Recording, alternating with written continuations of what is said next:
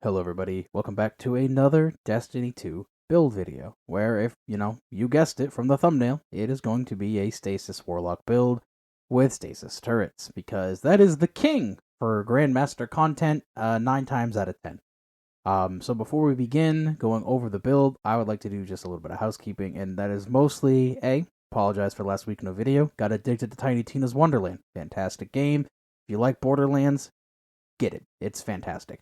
And secondly, I just want to say thank you to everybody who has supported me so far. It's been crazy. The amount of growth that I've experienced on this channel with viewerships and people watching, and just like everything has been wild. I never thought I would ever hit more than 20 subscribers. So here we got 211, which is wild. To me, that's a lot of people. That's more people that I ever see in like a store in like a month. It's crazy. So, with that being said, like if you like the video, subscribe if you want to see more, share the video with your friends if they're struggling to find a build, and comment if you want to see something particular. I have a few more ideas left before the season ends, and I would like to have some sort of input from people who watch my videos. So, with that being said, let us begin with the build. Now, I know that in the past, I have done a Stasis Turret Warlock build with Eye of Another World. However, thanks to the new seasonal exotics, we have another option, and that option would be Osmiomancy Glove, which comes with the exotic perk Fervid Cold Snap. Your Cold Snap grenades have an additional charge that recharges quicker on direct impact. The Seeker spawn from the Cold Snap grenade travels further. This will allow us to make use of, well, obviously, 2 Bleak Watcher turrets if we so wish to do so. However, I found that this worked better by alternating between the regular Cold Snap grenades for the quicker recharge rate on your next turret when needed, and the Bleak Watcher turret as well, to lock down an area. I primarily used the turret to deal with champions inside of the Scarlet Keep Nightfall, which is this week, and then I used the Cold Snap grenade to deal with targets like Thralls aggressing me, and when those would chain to Thralls, I would get another turret back relatively quickly. Also, another thing to mention is that if the Cold Snap goes to like a champion, a mini boss, one of those yellow bars, depending on the enemy type, depends on how much recharge rate you will end up getting back. So if you chain a bunch of yellow bars, champions, and mini bosses, you're going to get your grenades back really, really fast, allowing you to throw even more turrets in some of those sticky situations. Now, let's go over the class setup for our Shadebinder Warlock. First things first, Bleak Watcher aspect. Press and hold the grenade button to convert your grenade into a stasis turret that fires soloing projectiles at nearby targets. Kind of obvious. This is the whole thing the build is centered around. Of course we're going to have this. It's the classic aspect for all stasis warlocks to run in this Grandmaster content. The cooldown, though, is a tad long due to them being tied to the glacier grenades in a hotfix, patch, whatever you want to call it, a while ago. They are tied directly to the glacier grenades, which are the slowest cooldown grenades on the Stasis subclass. To my current knowledge, I really don't check, honestly. Second aspect we're going to be running is Ice Flare Bolts. Shattering a frozen target spawns seekers that track and freeze other nearby targets. This aspect is extremely useful for spreading that freezing effect from the turret as well as the Cold Snap grenades. You basically get like an additional Cold Snap grenade after defeating a frozen target. Really helpful for ad lockdown, really helpful for just everything in general.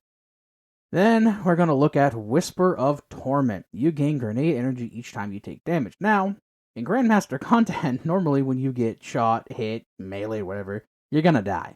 But when you don't, you're going to get a fair bit of energy towards your next grenade or turret. I had one of the acolytes throw a grenade at my feet. I dropped a rift, managed to stay alive. I had both my grenades by the time that turret ran out, or that solar grenade ran out. Really, really good. Really, really helpful. The next thing we're going to look at is Whisper of Durance. Slow from your abilities lasts longer. For those abilities that linger, their duration will also increase, and it gives us a plus 10 to strength. Bleak Watchers count as an ability that lingers, so they benefit greatly from this aspect. This is what allows us to throw a turret and then throw a few cold snaps before the turret runs out, giving us more turrets.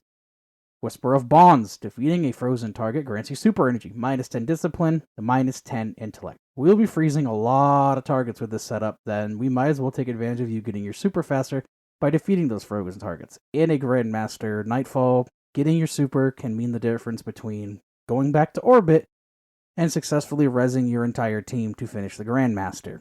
very helpful. Yes, we take a hit to discipline, but the exotic helps us mitigate that, and we take a -10 to intellect. However, the bond, the whisper itself allows us to have more energy for our super just by killing the things that we're going to be freezing. Finally, my personal favorite, Whisper of Hedrons, dramatically increase weapon stability, weapon aim assist, mobility, resilience, and recovery after freezing a target with stasis. We're going to be freezing everything with stasis. So we may as well get our basically free stat boosts. The only time that I didn't have this procced, when I didn't have this active, is when I wasn't actually fighting things. Like when you're moving from encounter to encounter, I didn't have it then. Like when you start in the Grandmaster and you're in that room with the Knight and the 2 Acolytes, I didn't have it, didn't need to throw a turret. But as soon as you start throwing turrets and cold snaps, you are always going to have this ability, this whisper, this fragment always active.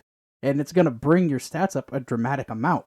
Very helpful. Really, really helpful. It's very good. One of my personal favorites on all my Stasis subclass builds. Next thing we're going to look at is our armor mods. Now, I've split this into 2 parts. One is the armor mods we're going to need to kind of make this build work the way it's going to work. And the second side of it is going to be armor mods that are optional, but not really needed. So let's get started with the armor mods that we're really going to need to help this build. First things first, Reaping Wellmaker. After activating your class ability, your next final blow on a combatant spawns a Void Elemental Well. We're going to use this for a few reasons. One, the easiest way to make Void Elemental Wells for some of the other mods we're using. Secondly, the wells you make will help feed your lowest charged ability, whether that be melee, your Bleak Watcher grenades, which shouldn't be, because if you have 2 of them, it won't count as your lowest, or your Rift to get another Void Well. It's very helpful. And then, Well of Tenacity, picking up a Void Elemental Well reduces the damage you take for a short period of time. This worked so much better than I had predicted at the beginning of the season for Grandmaster content. It allows you to get away with a lot of shit once you get it activated, so it makes it easier. So let's make it easier to activate without dying to do so. And we're going to do that with Seeking Wells. Elemental wells you create will move across the ground towards nearby players. Well, this obviously moves towards you, even though the mod doesn't state it. This effect activates from a pretty decent distance, allowing you to stay in cover and to get your tenacity active. The only thing I don't like about this is that the wells get stuck on walls. They get stuck on everything. They don't move very well. If they had tracking like the Ionic Traces from Chaos Reach, they would be much better. And then we're going to look at Protective Light, a mod that a lot of people haven't used this season. So Protective Light. While charged with light, you gain significant damage resistance against combatants when your shields are destroyed. This effect consumes all stacks of charged with light. The more stacks consumed, the longer the damage resistance lasts. This mod is a shell of its former self. You do not get that significant damage resistance anymore. You get 10%. That's it. However, this saved me more times than I can count. If I was charged with light and I was caught out of position, out of cover, and like an acolyte tried to snipe me, this saved me. This saved me more than I could have ever imagined it to after the nerf, and it is still probably something I'm going to keep in most of my Grandmaster builds because of that. It lets you have that little bit of safety net if you get caught out of cover. So to become charged with light, we're going to use Elemental Charge. Become charged with light by picking up an Elemental Well. Wells that match your subclass type give you 2 stacks of charged with light. Our wells are void, so we're only going to get 1 stack of light per well, but this will allow us to make use of Protective Light, all the same. Other mods you want to look at. Thermal Shock Plating and Void Resistance. These both came in extremely clutch, as there are all 3 element types doing damage to you in this week's Grandmaster. You got the Acolyte's Fire Grenades, the Acolyte's Snipers, and the Knight's Arc, the Arc Boomers, which do 50% more damage inside this Nightfall this week. The second thing that I used is Grenade Kickstart. Extremely helpful for getting the grenades back faster, allowing you for more turrets and cold snaps. However, this is only possible when using something that has anti-barrier intrinsically on it, like Arbalist and Ariana's Vow, or if using Artifice Armor from the Master Grasp of Avarice dungeon. Finally, another optional mod you can run is Lucent Finisher. Finishing champs grant you and your allies heavy without the use of Aeon's exotic armor pieces. Helpful. Allows for a lot more diversity in your builds.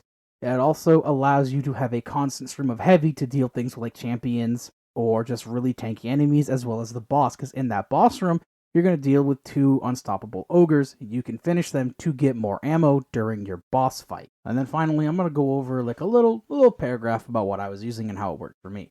So for my weapon setup, I used Arbalist, the Ogma PR6 pulse rifle, and a Hothead rocket launcher for this particular Grandmaster, and it went really, really smoothly.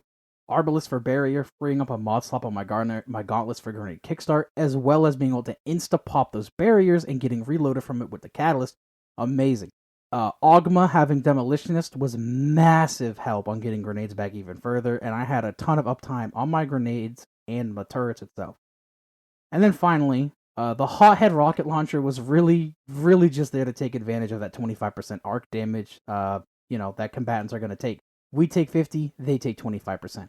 I just wish that we had a better heavy option in that slot, other than like Tarantula, which is not a great linear fusion rifle. If there's a better arc linear, I would take that over a Hothead. Just because, like, I like rockets, but Hothead does not have the best perks. Like, I have to roll tracking on it to have a tracking rocket. So, there is that to keep in mind. But with that being said, that's this week's video. The GM this week, it's, a little challenging, but I found it to be very easy with this, and one of my boys I was running it with also ran these gauntlets, even though he usually wears transversal steps. I do applaud him for taking them off and using this, because at one point we literally just had 4 stasis turrets just chilling out there. We had nothing to worry about. It was so good, so nice. And another thing to keep in mind for this GM is a Void Hunter with Omnioculus and Invis will literally make it so you do not have to shoot a single thing going up the elevator before the boss room. So, with all that in mind, the mods, the armor, the, little pieces of advice that I'm going to give you towards the Scarlet Keep GM, go run it, find a team, and I hope everybody has a good week, and I hope everybody gets the adept loot that they want.